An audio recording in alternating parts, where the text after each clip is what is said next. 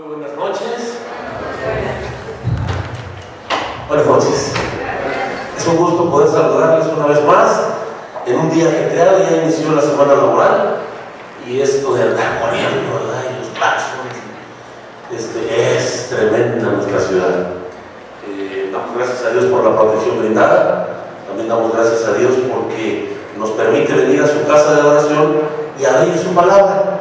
Así que voy a pedirles un pequeño y grande favor. Hoy vamos a hablar de un tema muy importante.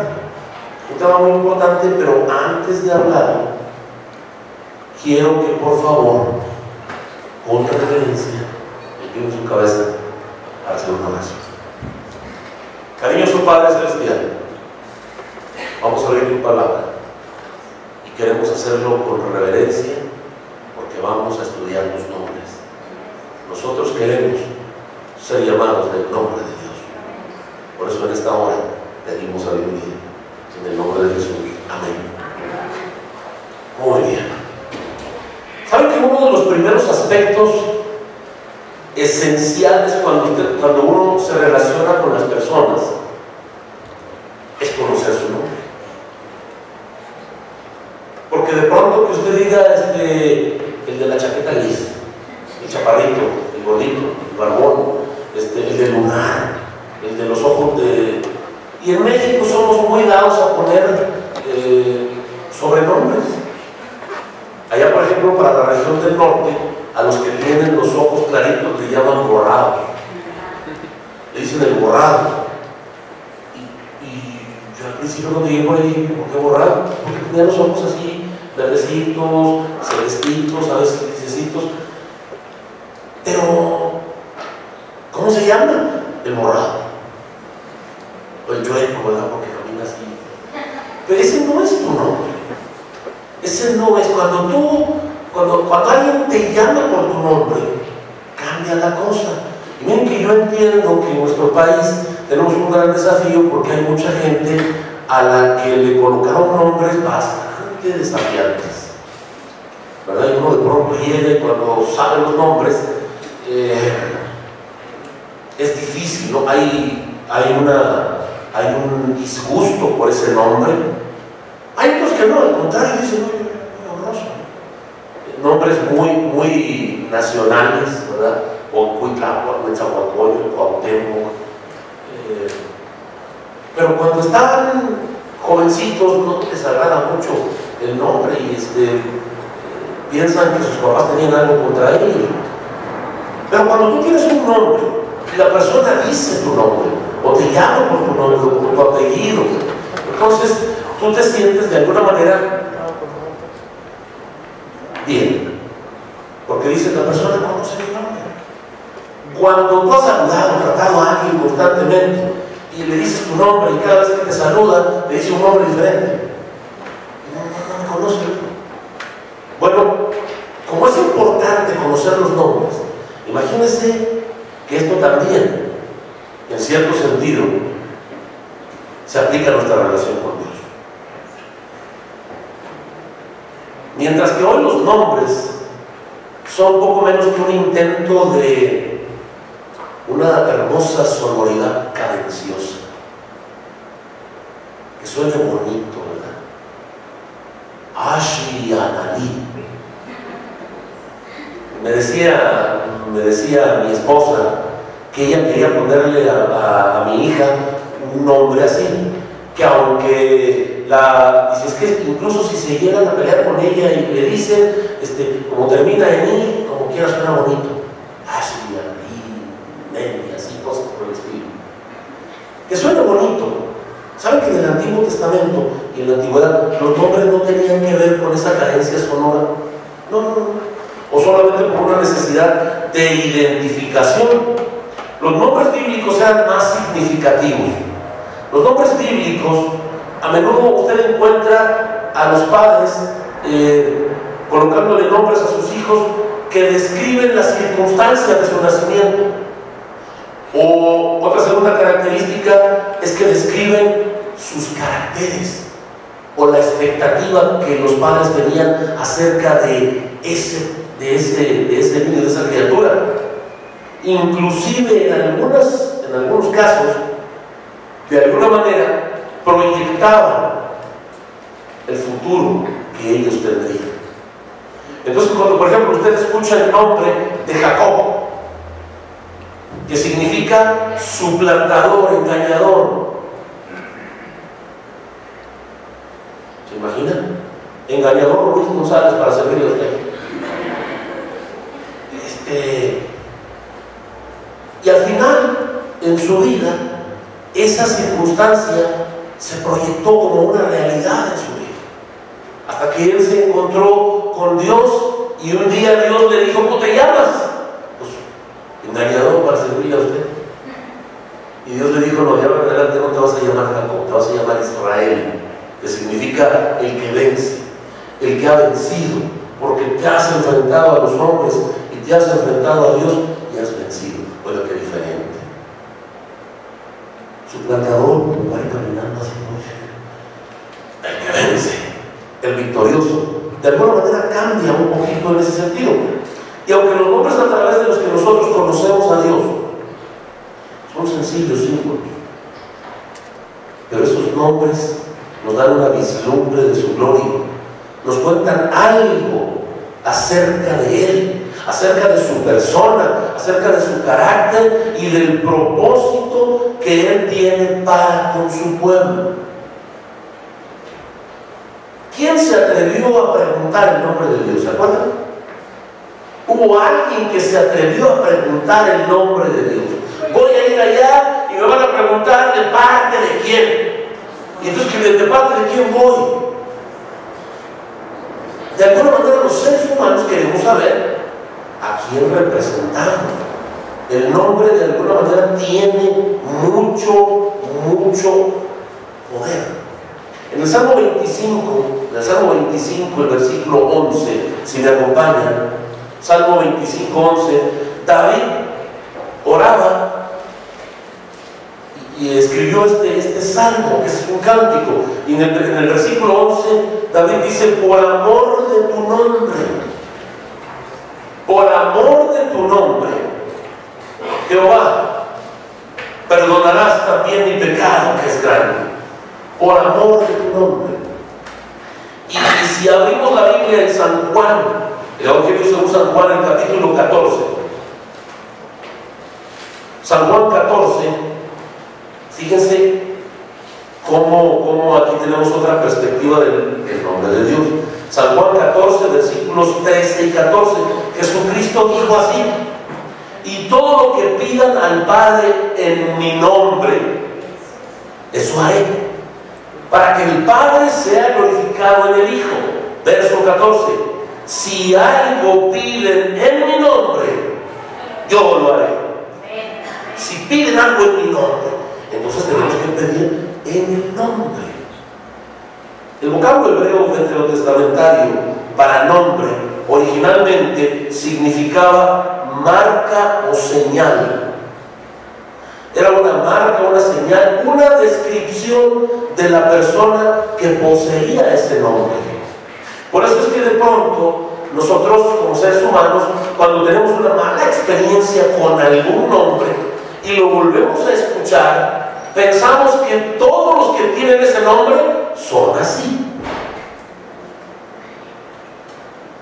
De manera que cuando ves a esa persona, vamos a por escoger un nombre, Simanovsky, para no agarrar a alguien de aquí, ¿verdad? Simanovsky, y te hizo la vida imposible, te maltrató, te robó, te engañó, te hizo quedar mal, y pasan 10, 15, 20 años, y de pronto te encuentras a un joven muy agradable. ¿Cómo se llama? Simanovsky. Solo el decir Simanovsky trae toda la experiencia, todo, a dar cuenta que como un clic, viene todo. Y ahora imagínense que ese joven se casa y la muchacha con la que se casó está enamorada del nombre Simanovsky, quiere que su hijo se llame Simanovsky. ¿Qué va a decir el muchacho? No. ¿Cuál iscariotas, hermanos. Pero cuando hablamos, ¿qué hice? ¿Lo apagué? Sí, lo apagué, perdón, ustedes. Los nombres son medios esenciales por los que nosotros podemos reconocer lugares, cosas y personas. Hay lugares a los que le ponemos nombres. Hay cosas a las que les ponemos nombres. Hay eventos a los que le ponemos un nombre. Hay corporaciones a las que le ponemos un nombre. Hay agrupaciones que también se denominan por un nombre. Y a medida que nosotros vamos estudiando en esta noche, vamos a estudiar los nombres más destacados por los que se conoce a Dios en las Sagradas Escrituras. Y entonces vamos a tratar de experimentar, queridos amigos y hermanos, un aprecio por Dios que nos estimulará a vivir por su nombre. Yo quiero vivir en el nombre del Señor. Entonces no olvidaremos su nombre, ni tomaremos su nombre en vano. Ahora no le apreté nada, creo que la pila está fallando. Ya se volvió a prender, pero parece que ya tiene poca energía. Así que, hermanos, vamos primeramente al libro de Génesis capítulo 1 versículo 31 para analizar el primer nombre con el que los seres humanos conocieron a Dios. Génesis capítulo 1 versículo 31.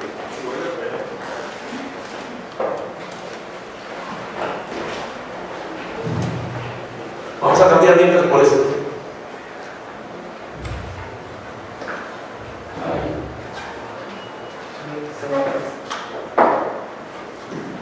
Bien, este está viejito, pero se oye bien. Génesis 1, perdón, les dije Génesis 1, 31, ¿verdad? Dice aquí, vamos a leerlo así como está en nuestro lenguaje español. Entonces Dios contempló todo lo que había hecho y vio que era bueno en gran manera. Cuando nosotros vamos al lenguaje original del hebreo, allí el nombre, la palabra que se escribe por Dios es Elohim. Elohim. Elohim aparece por primera vez en los capítulos del libro de Génesis. Y saben que en el Antiguo Testamento se utiliza unas 2500 veces. Elohim hace referencia al aspecto de la naturaleza de Dios que tiene que ver con su poder, que tiene que ver con su fortaleza y que tiene que ver con su creatividad, en el sentido de que Él es la fuente y el manantial de toda vida. Pero fíjense, Elohim es una forma plural.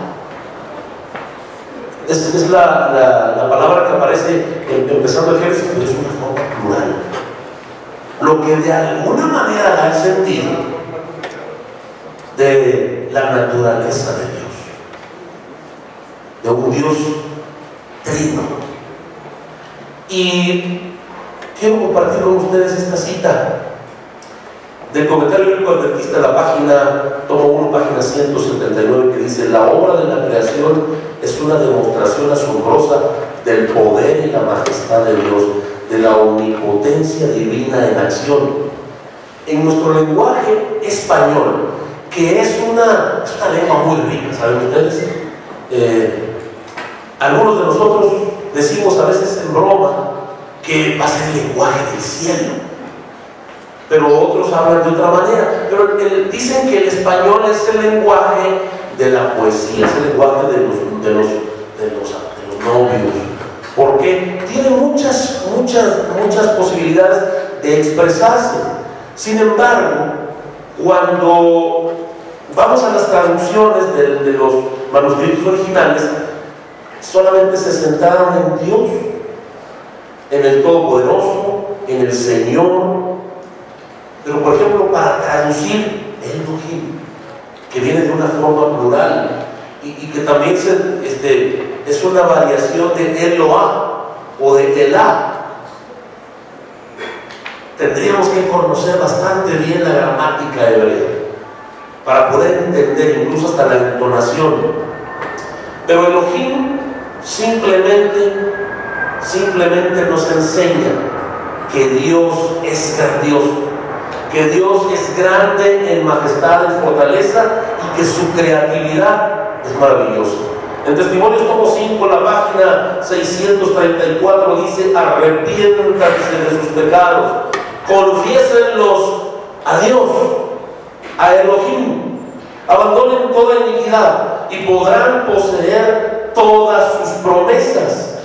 Mirad a mí, escribió Isaías, mirad a mí y sed salvos, es su bondadosa invitación. Elohim es el que nos dice: mirad a mí y sed salvos todos los términos de la tierra. Así que cuando conocemos a Elohim, conocemos a un Dios sin límites, y eso nos pone en una dimensión distinta. Vamos al libro de Éxodo, por favor, para el segundo nombre más común en las Escrituras con el que se identifica al Dios eterno y al Dios del universo. Éxodo capítulo 6, hace un rato les pregunté, les dije sobre el hombre que dijo: ¿cómo te llamas? ¿Quién eres? ¿En nombre de quién voy a ir? Éxodo capítulo 6, versículos 2 y 3. Es la respuesta que da Dios a la petición de Moisés, el libertador, ¿verdad? Y entonces Dios le agregó, dice el versículo 2: yo soy el Señor. Dice la versión antigua: yo soy el que soy. Aparecí a Abraham, a Isaac y a Jacob bajo el nombre del Dios Todopoderoso, pero en mi nombre, el Señor, no me notifiqué a ellos. Esta es nuestra traducción hispana.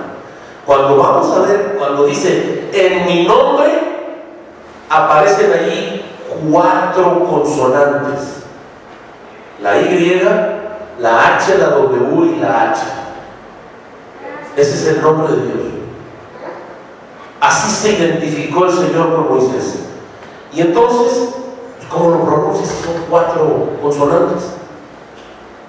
¿Cómo lo pronuncias? ¿Qué hicieron los escribas judíos, hebreos?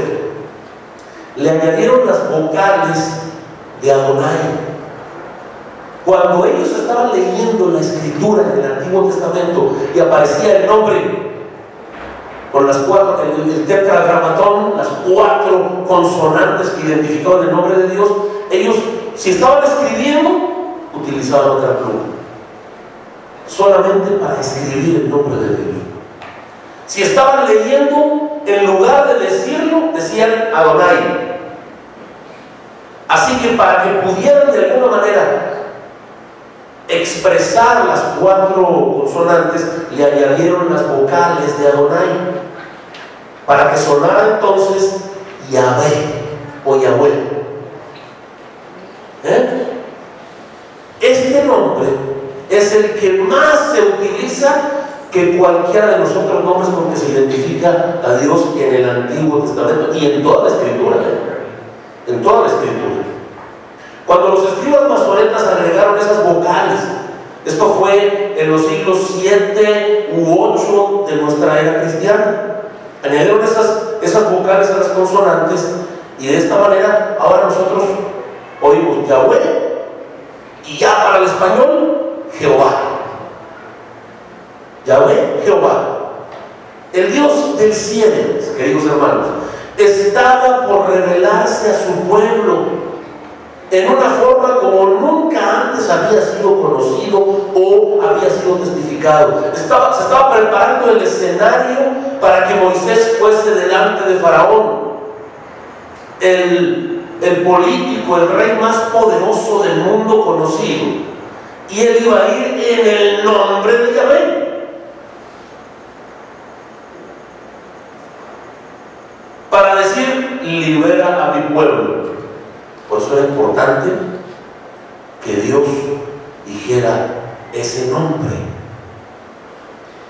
Han salido algunas versiones también por ahí, también en el Antiguo Testamento, por ejemplo, cuando Abraham iba a sacrificar a su hijo Isaac, ¿recuerdan? Y finalmente cuando el Señor le dice, detente, no lo hagas, y ven ahí el carnero enredado por ahí en unos matorrales, le llama a Abraham a ese lugar Jehová Jireh, así lo llama, Jehová Jireh. Eso también lo escuchó Jacob, ya el nieto de Abraham. Este es el Dios viviente, el Dios que demostró fidelidad y superioridad a su pueblo triunfante sobre los falsos dioses egipcios. Fíjese que el pueblo de Israel se multiplica y crece en la tierra egipcia, y Egipto era un país politeísta, tenían muchísimos dioses de varias formas. Las plagas que Dios envió a Egipto fueron directamente para demostrarle a Faraón que solamente hay un Dios. Los egipcios adoraban el Nilo. El Nilo es el único río que corre en dirección diferente que todos los demás ríos del mundo. Y la vertiente del Nilo era una región sumamente próspera, sumamente fértil. Cuando el río se convierte en sangre y mueren todos los peces del río, Dios le estaba diciendo a Faraón: el Nilo yo lo creé, yo lo hice. Cuando viene la plaga de las ranas, ellos tenían un Dios que se llamaba Ra, y ese Dios tenía la forma de una rana. Cuando se les llenó la vida, la casa, la cocina, el cuarto de sapos y ranas por toda una plaga de ranas. ¿Usted ha estado cerca de una rana? Tienen un olor muy especial, son reptiles. Pero imagínense miles y millones de ranas, que cuando usted se moviera había una cazuela, pues salían 5 sapos y ranas. Eso fue terrible. Dios fue mostrando su poder por encima de esos falsos dioses para liberar a su pueblo. Este nombre destaca la naturaleza eterna de Dios, de lo que hablábamos el sábado por la mañana. La naturaleza eterna, siempre presente y autoexistente de Dios. Por eso es Yahvé. Se utiliza más de 6,000 veces a lo largo de las Sagradas Escrituras, y ha sido considerado el más precioso de los nombres de Dios, y hoy se traduce como Señor o Jehová. Así que cuando Moisés llegó a presentarse ante los dirigentes de Israel, él se presentó diciendo: el gran yo soy me ha enviado. El gran yo soy me ha enviado. ¿Qué palabra? Hago una pausa en este momento. ¿Qué palabra puede definir tu nombre? ¿Con qué palabra podrías definir, una sola palabra, tu nombre? Porque de eso se trata los nombres de Dios. Ese nombre define lo que es Dios. Bueno, es que mi nombre se lo echaron en un volado mis padres. Él quería que yo me llamara Rodrigo y mi mamá quería que yo me llamara Julián, y se echaron a la suerte y pues me llamo Julián, pero yo me quería llamar Rodrigo. Cuando tu nombre fue así, pues es un poquito complicado, ¿no? Porque hoy en día nuestros nombres tienen que ver más bien con, no sé, con alguna otra identificación. Pero bien, piensa bien en esta hora, y quiero que te vayas a tu casa pensando: ¿qué nombre?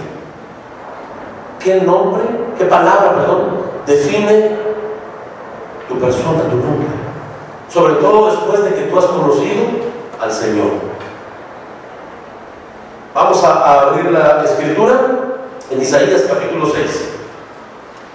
Aquí mismo en el Antiguo Testamento, el profeta Isaías, el capítulo 6. Aquí encontramos otra forma en la que Dios es llamado o Dios se revela. Isaías capítulo 6, versículo 1, dice, así dice el texto en español: en el año que murió el rey Usías, yo vi al Señor sentado sobre un trono alto y sublime, y la orla de su manto llenaba el templo. Cuando tú vas y dices yo vi al Señor, en el lenguaje original dice yo vi a Adonai. Aquí sí dice Adonai. Yo vi a Adonai.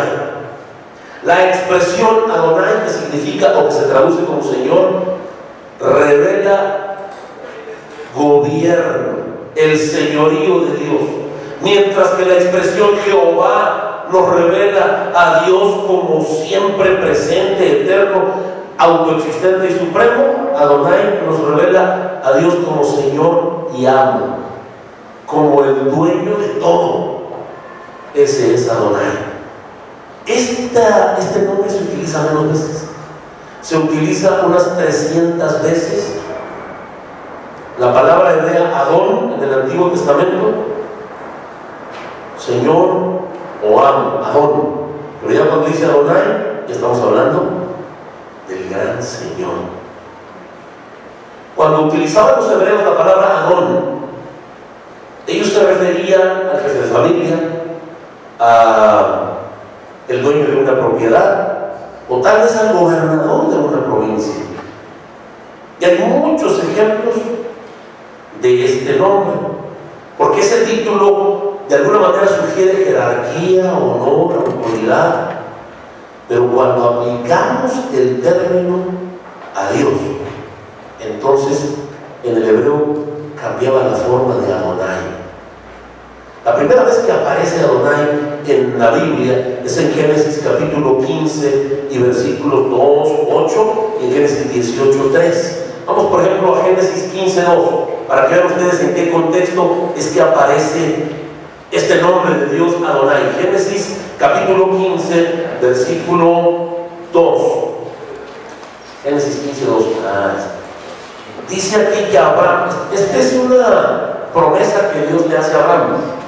Ya Abraham estaba grandecito, ya estaba bien madurito este Abraham, ya era un señor ochentón, y Dios le dijo que iba a tener un hijo, que iba a tener un hijo. Entonces aquí es la respuesta, dice el versículo 2: Abraham le respondió: Señor Dios, Adonai, ¿quién me has, dice, ¿qué me has de dar siendo que ando sin hijo y el mayordomo de mi casa es este Damaseno Eliezer?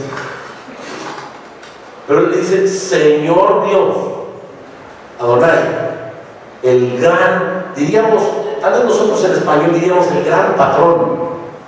Algunas tribus indígenas se refieren, yo recuerdo algunos indios que hablaban de Dios como Tata Dios. Y tal vez para nosotros suena un poquito burdo, pero era la forma en como ellos se referían al gran jerarca. Esto es Adonai, el gran jerarca, que combinado, recuerdan, con Yahvé, con las 4 consonantes hebreas, añadiéndole estas vocales, entonces ya teníamos Yahvé o Jehová.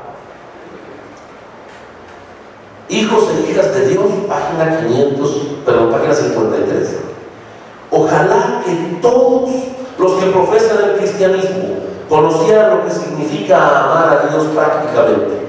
Tendrían cierta comprensión de la santidad de Dios, sabrían que ocupa un lugar exaltado y que en la estela de su gloria llena el templo. Tendrían una influencia poderosa sobre la vida y el carácter de los que los rodean. Obrarían como la levadura en la masa de la humanidad, transformando a otros por medio del poder de Jesucristo.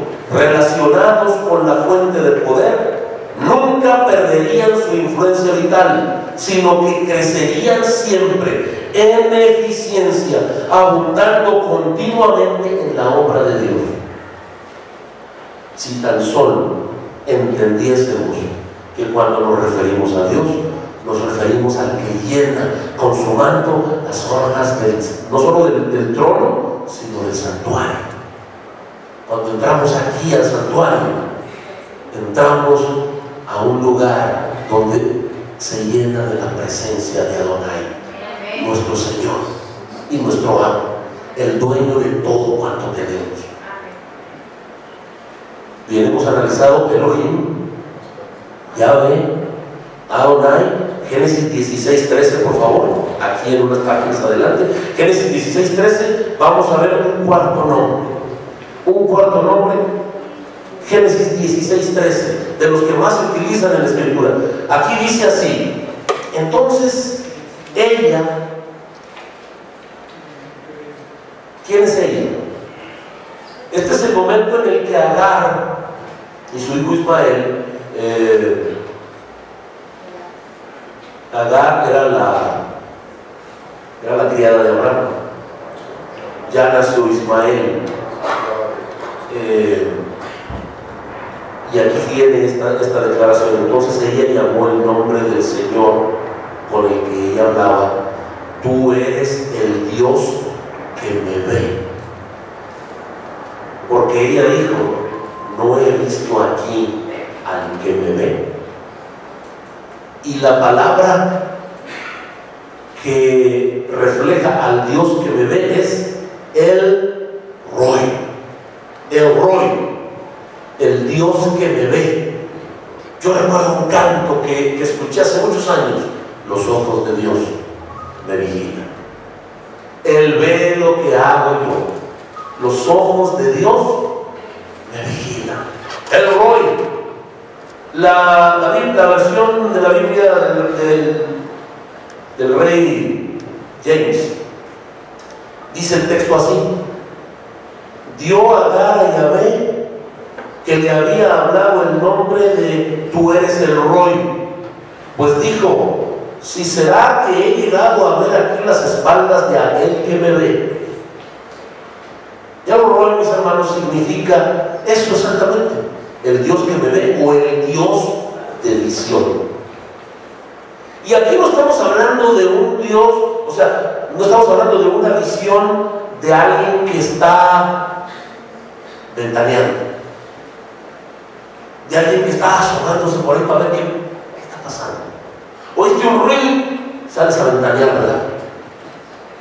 No, aquí estamos hablando del Dios que todo lo ve. Esa es la diferencia, una muy grande diferencia. Para Dios, mis queridos hermanos, ver es actuar. La forma que Dios tiene de mirar no es una mirada distante y despreocupada. No. La forma que Dios tiene de ver es activa totalmente. ¿Recuerdan ustedes cuando Moisés ve la zarza ardiente? Ahí está el Roi, el Dios que ve. Dice Éxodo capítulo 3, versículos 7 y 8: bien he visto la aflicción de mi pueblo. Cuando él habla con Moisés desde la zarza, Éxodo capítulo 3, versículos 7 y 8, cuando él está llamando al libertador, le dice: he visto la aflicción de mi pueblo que está en Egipto. He oído su clamor a causa de sus exactores, pues he conocido sus angustias y he decidido librarlos. ¿Se fijan? No es una mirada que no se compromete. El Roi. Aun cuando no podemos discernir la presencia divina, hemos de aprender a confiar en Él, pues constantemente observa todo lo que pasa a nuestro alrededor. No hay nada que haya pasado en nuestra vida que Él no lo haya visto. Cuando Abraham Lincoln estaba a punto de abandonar Springfield, Illinois, en 1860, para dirigirse a Washington, le dijo a los vecinos del poblado: ahora me voy, sin saber cuándo y si alguna vez podré regresar. Parto con un deber frente a mí mucho mayor del que alguna vez descansó sobre los hombros de George Washington. Sin la ayuda del ser divino que siempre lo apoyó a él, no podré alcanzar el éxito, pero con su ayuda no podré fracasar. Este es un discurso de alguien que fue presidente de los Estados Unidos, y es un discurso poco antes de la guerra civil tan sangrienta que tuvo que enfrentar siendo él el presidente. Qué confianza, ¿verdad, hermanos? Qué confianza en la providencia divina. Pero cuando Agar está sintiendo que Dios la ve, porque Agar está sola. Usted debería leer ese capítulo 16 de Génesis para darse cuenta, ¿no? Agar, sierva de Sarai, ¿de dónde vienes? ¿A dónde vas? Huyo de Sarai, mi señora. Y el ángel del Señor le dijo: vuélvete a tu señora, sométete a ella. Multiplicaré tu linaje que no será contado a causa de tu multitud. Y el ángel del Señor agregó: dice, has concebido y tendrás un hijo y lo llamarás Ismael, que Ismael significa Dios oyó. Dios oye, porque el Señor ha escuchado tu aflicción. Por eso es que Agar dice: estoy aquí donde pude ver la espalda del Dios que me ve, del Dios que ve mi camino y que no permite que yo muera, y que no permite que yo esté sola. Pensando, Patriarcas y Profetas, página 141, pensando que era imposible que se le diera un hijo en su vejez, Sara sugirió un plan alterno mediante el cual se cumpliría el propósito divino: que una de sus esclavas fuese tomada por Abraham como una esposa secundaria.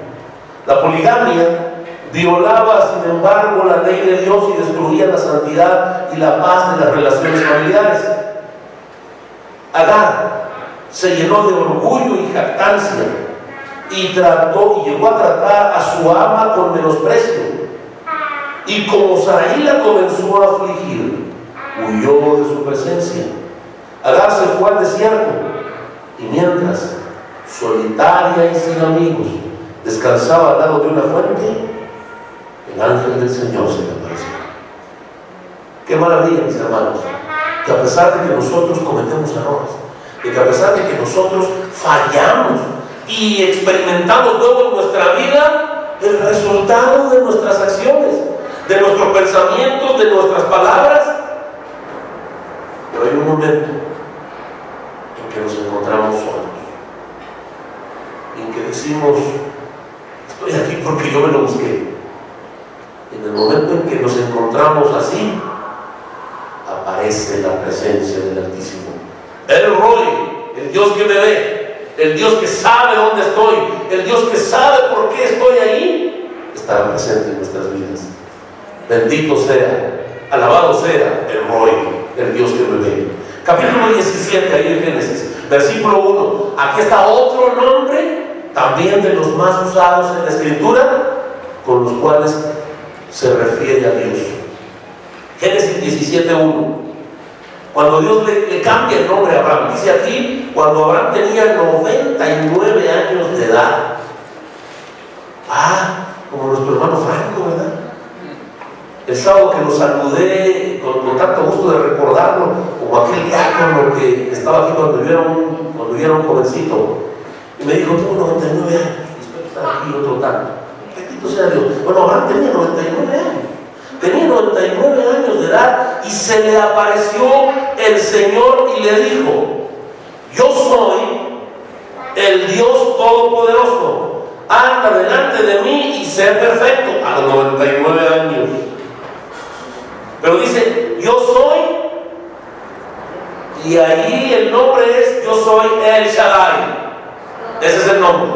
Yo soy El Shaddai. Génesis 17:1. Dios Todopoderoso, mis hermanos.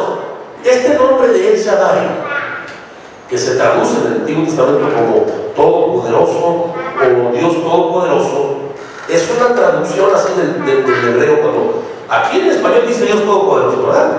Es la traducción de El Shaddai.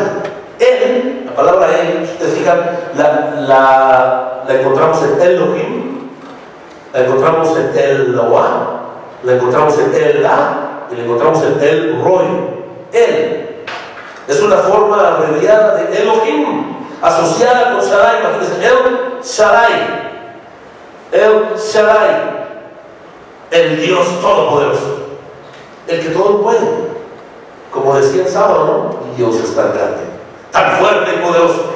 No hay nada que Él no pueda hacer. Este título, mis hermanos, nos habla de la abundancia de la bondad divina, de las bendiciones temporales y espirituales con las que enriquece a su pueblo. Otros creen que Shaddai viene de una raíz que significa ser violento, despojar o devastar. Pero este término, cuando se aplica a Dios, significa mostrar poder. Mostrar poder. Esto quiere decir que entonces la traducción expresada es Dios omnipotente. Así dice el canto del himnario adventista número 66. Omnipotente Dios, Rey que ordenas el universo. ¡Qué maravilla que nuestro Dios es todopoderoso! Es un nombre que muestra al Señor con el poder que da generosamente. Por eso Jesús dijo: yo he venido para que tengan vida y para que la tengan en abundancia. No hay límites. En Cristo Jesús, en el Dios Todopoderoso, encontramos eso. En este momento en el que Dios se le aparece aquí a Abraham, por primera vez en el registro bíblico, es cuando se presenta a Dios aquí como Dios Todopoderoso. Fíjense, hasta el capítulo 17 del Génesis. Entonces, ¿qué significa eso? Bueno, es una señal del cumplimiento oportuno y lleno de gracia de la promesa para poder suplir adecuadamente las necesidades de su siervo. Abraham tiene 99 años. Ya, dice alguien, ya vivió. Ya vivió. En cualquier momento muere. Ya. Y Dios se le aparece a Abraham y le dice: anda delante de mí y sé perfecto. ¿Cómo miraría Abraham así para atrás diciendo: ¿a poco todavía me falta? Sí, Abraham vivió 76 años más. Murió a los 175 años de edad. Y el Señor le dijo: anda delante de mí y sé perfecto. El Shaddai. El nombre aparece nuevamente en el capítulo 28. Vamos a ir al capítulo 28, por favor. Capítulo 28 del libro de Génesis. Capítulo 28, versículo 3.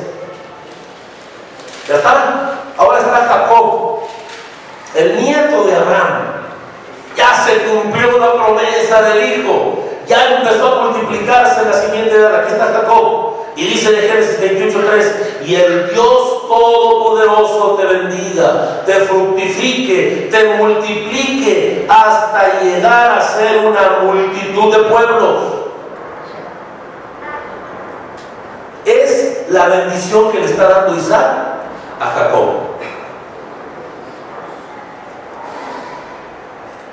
Ya Jacob ya no engañó a Isaac, aprovechando que su papá estaba ciego. Fíjense, ya se robó la bendición de la primogenitura, utilizando ahí una estratagema.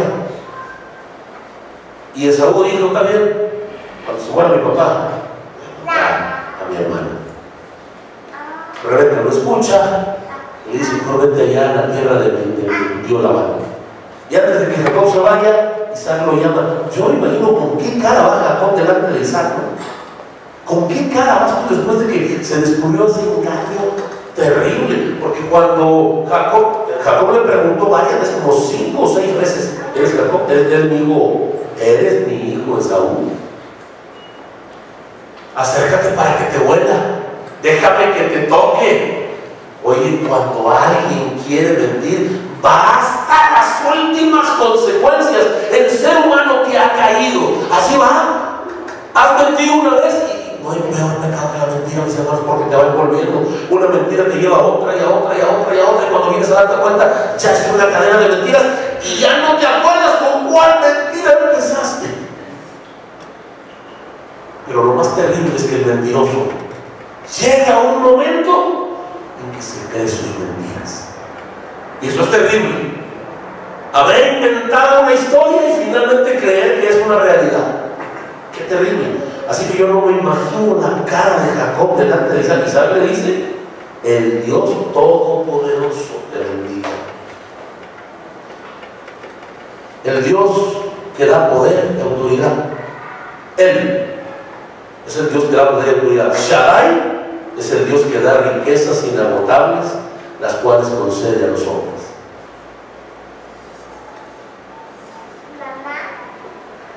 Vamos ahora a San Mateo. Es el último nombre que vamos a considerar en nuestro estudio de esta noche. San Mateo, por favor. Evangelio según San Mateo. Vamos al Nuevo Testamento.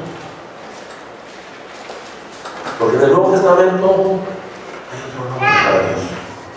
Capítulo 6 de San Mateo, versículos 7 al 9. San Mateo capítulo 6, versículos 7 al 9. Usted los conoce. Cuando tú ores, entra en tu aposento, cierra tu puerta y ora. ¿A quién? A tu Padre que está en secreto, y tu Padre que ve en secreto te recompensará. Y al orar no uses vanas repeticiones como los gentiles, que piensan que por su palabrería serán oídos.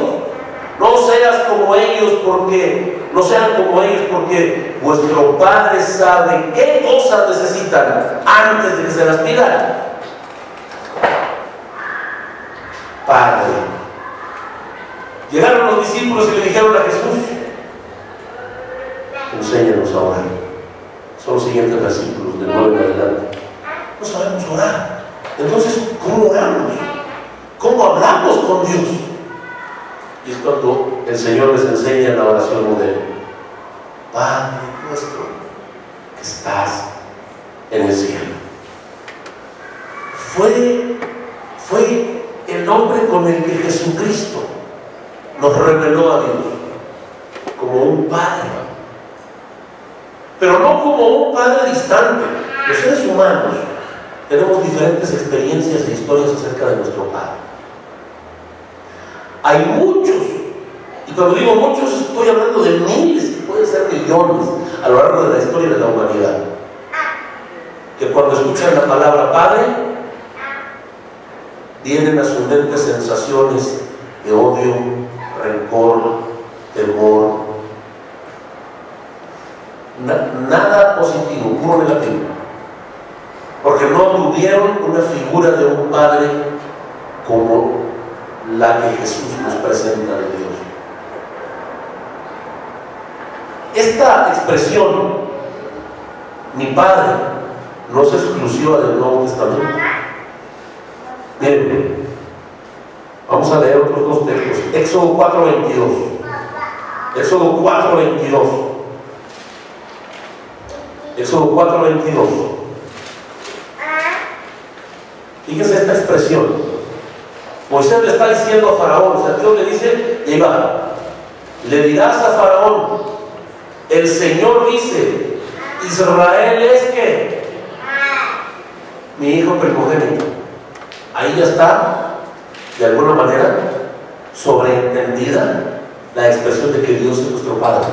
Israel es mi primogénito. Vamos a Deuteronomio, ahí mismo en el Antiguo Testamento, en el Pentateuco. Deuteronomio capítulo 32 de Deuteronomio. Perdón. A veces necesitaría yo tener una mano extra, ¿verdad? Deuteronomio capítulo 32, versículo 6 dice: 32:6. Así pagáis al Señor, pueblo insensato e ignorante. Él te hizo, Él te estableció. Aunque estas expresiones parecen ser más bien una metáfora, una figura del lenguaje, de alguna manera queda más claro cuando vas al Salmo 103.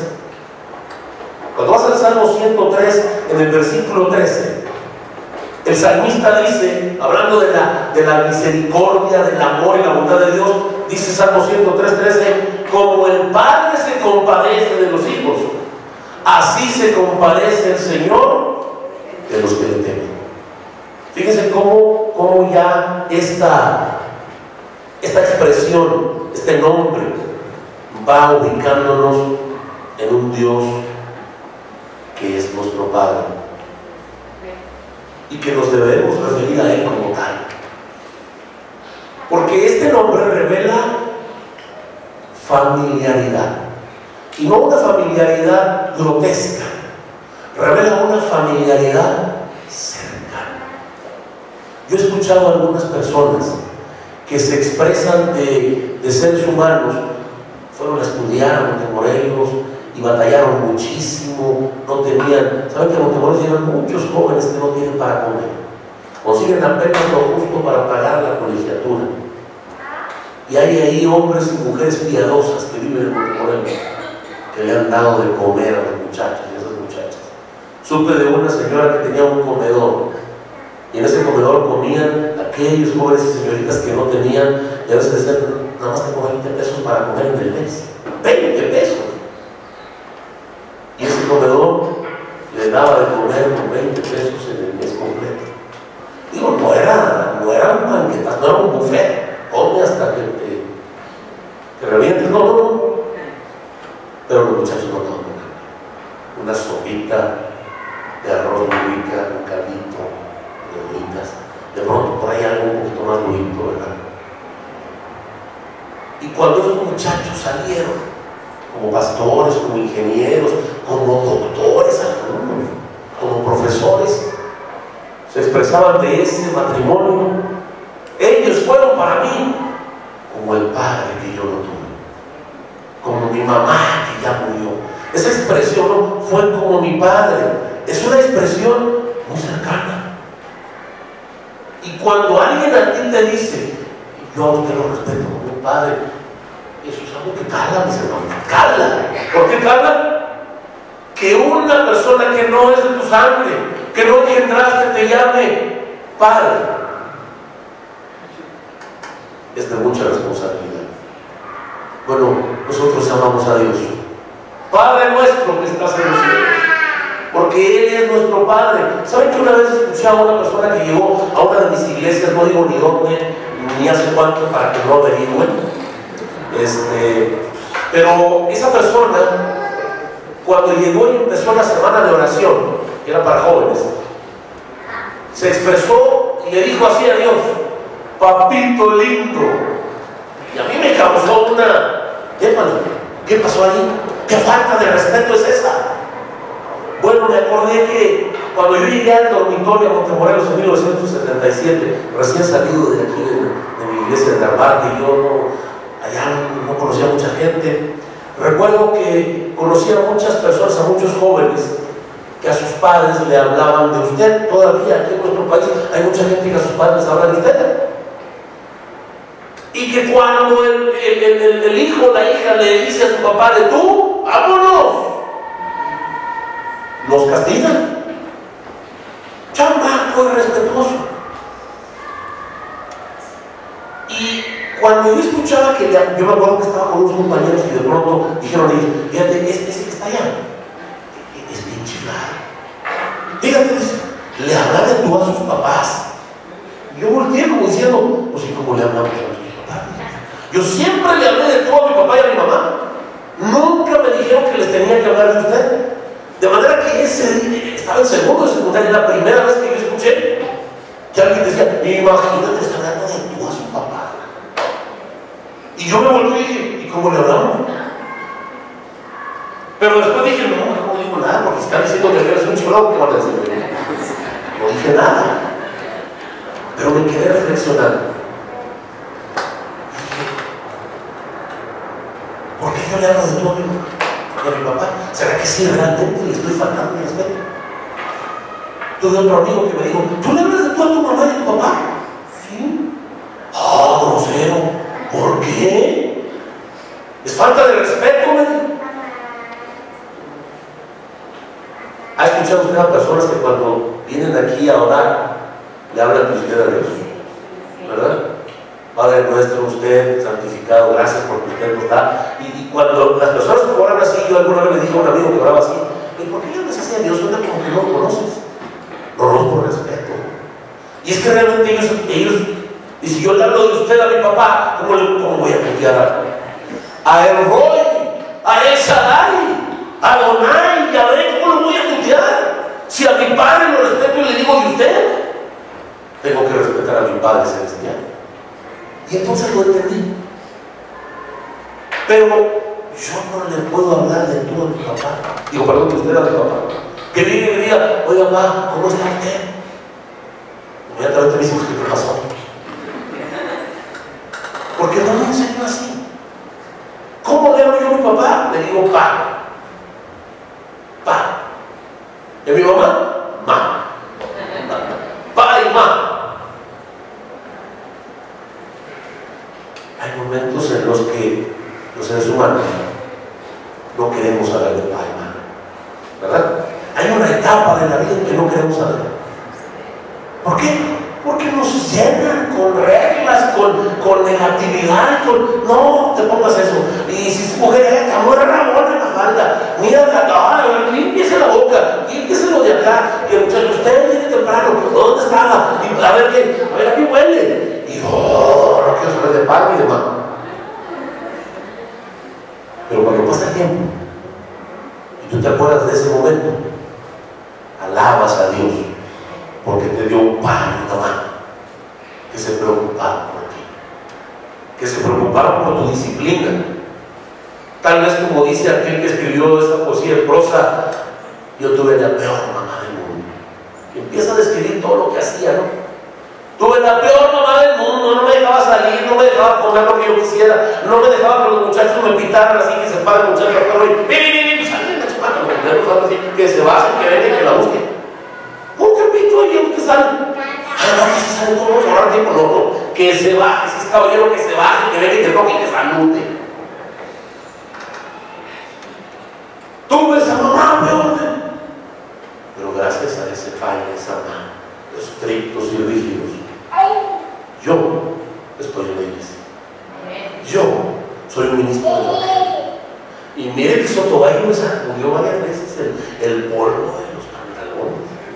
Duro. Y le daba duro Sotomayor, como buen acapulqueño. Pero yo cuando me acuerdo, algunas cosas sí todavía digo que eran injustas, porque estaba muy grande él y yo estaba muy niño, ¿no? Pero, ¿saben una cosa? Doy un gloria a Dios por eso. Entonces, si yo tengo gratitud con mi padre, que va a cumplir casi 80 años ya este diciembre, y si yo me gozo con mi papá y digo, bendito Dios que todavía predica, que todavía da campañas de evangelismo, ¿cómo no me voy a gozar en el Shaddai, en mi Padre Celestial, que me vigila, que me ha adoptado? Porque dice San Juan que cuando Dios, o sea, San Juan capítulo 1 dice, y aquel verbo, el principio era la palabra era, y la palabra del verbo era Dios. Pero después dice que a los suyos vino y los suyos no le recibieron. Pero dice que a los que le recibimos nos dio la potestad de ser hijos e hijas de Dios.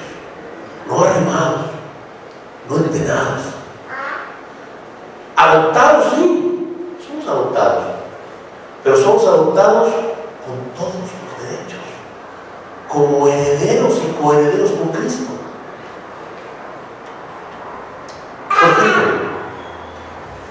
Jorgito era un niño que gozaba del amor de sus padres. Sus padres no podían tener un hijo biológicamente, así que ellos decidieron adoptar a un niño. Y empezaron la búsqueda, empezaron la observación, empezaron todo el trabajo que se tenía que hacer en esa época. Y entonces un día vieron a una criatura pequeñita y en ese momento la comenzaron a amar. Y la adoptaron. Ellos querían pasar por toda esa etapa de los pañales, de la desvelada. Y entonces Jorgito comenzó a crecer. Pero también estos papás dijeron, nosotros no le vamos a ocultar a Jorgito que es adoptado, porque no le dice, ¿verdad? Y de pronto sale, hay un chismoso que le dice y se arma un verdadero problema. Así que este papá y esta mamá le decían, ay, Jorgito, fíjate que un día nosotros te encontramos y te vimos y te amamos tanto que no podíamos vivir sin ti y te adoptamos. Y Jorgito creció con la idea siempre de que él fue adoptado. Ya me eché el segundo. Bueno, ya estoy terminando. Con la idea de que él fue adoptado. Y saben, llegó el momento en que tenía que ir a la escuela. Ya estaba en el jardín. Y estaban los columpios. Jorgito, o ya murió también. Vamos a aclarar esto. Y Jorgito estaba en los columpios, pero estaba con Juanito. Y entonces Jorgito le preguntó a Juanito: oye, Juanito, ¿eres adoptado? ¿Qué tienes?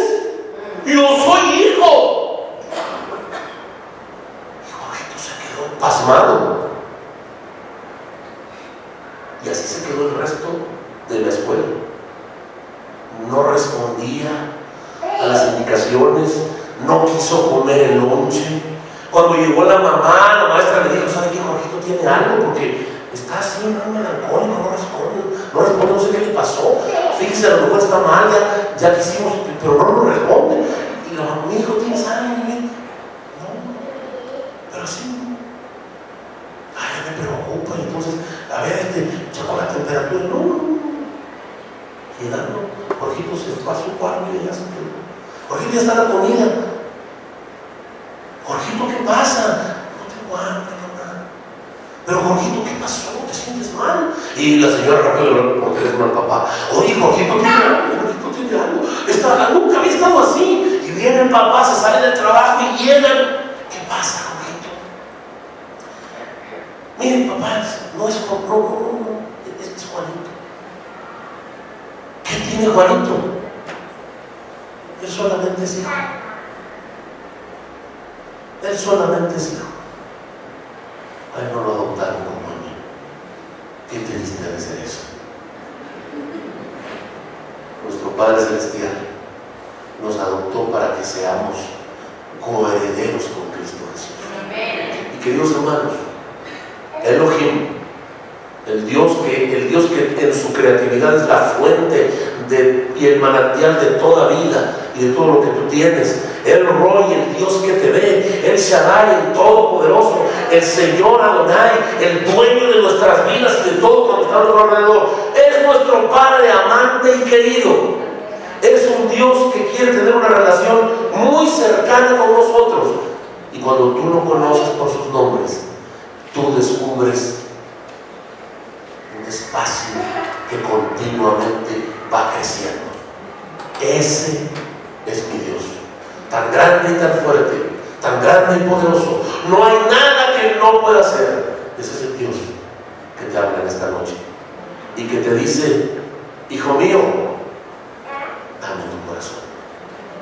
¿Cuántos de los que están aquí en esta noche sienten el vivo deseo de decirle: Padre nuestro que estás en los cielos, santificado sea tu nombre, vengo a ti porque eres mi Padre, eres el Padre que hace que yo crezca, tú que, ese Dios que mide las galaxias con la palma de la mano, dice la Escritura, ese Dios que pesa en balanza los collados, ese Dios te formó a ti en el vientre de tu madre.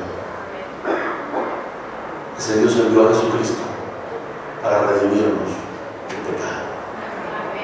¿Habrá alguien en esta noche que quiere decir: pastor, yo necesito a ese Dios urgentemente en mi vida? Si hay alguien en esta noche que tiene necesidad de Dios, le voy a pedir que me acompañe aquí al frente. Quiero orar por usted, independientemente de tu credo o la fe. Que Dios te bendiga, Olaf. Si tú necesitas a Dios, ven, vamos a orar y vamos a dejar que Dios, el Shaddai, el Roy, el Dios que me ve. Ahora alguien más que quiera acompañar a Olaf. Ven aquí. Dios te bendiga. Dios te bendiga. Ven acá, ven acá. Dios te bendiga, Jaime.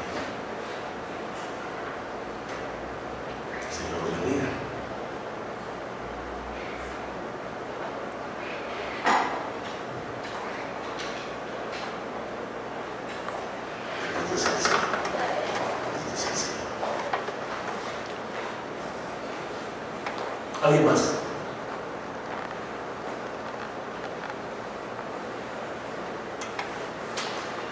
A lo mejor tú crees que ya conoces a Dios, pero a lo mejor esta noche, al conocer los nombres de Dios, te diste cuenta la necesidad que tenemos de Dios. Ven aquí, abre tu corazón y dile: Dios te bendiga. Bendito sea el Señor. Gloria al Padre.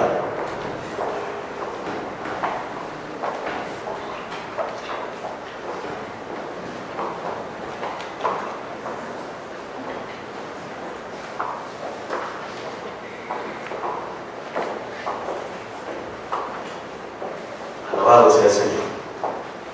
Alabado sea el Señor. Voy a arrodillarme aquí con ustedes, si me hacen el favor.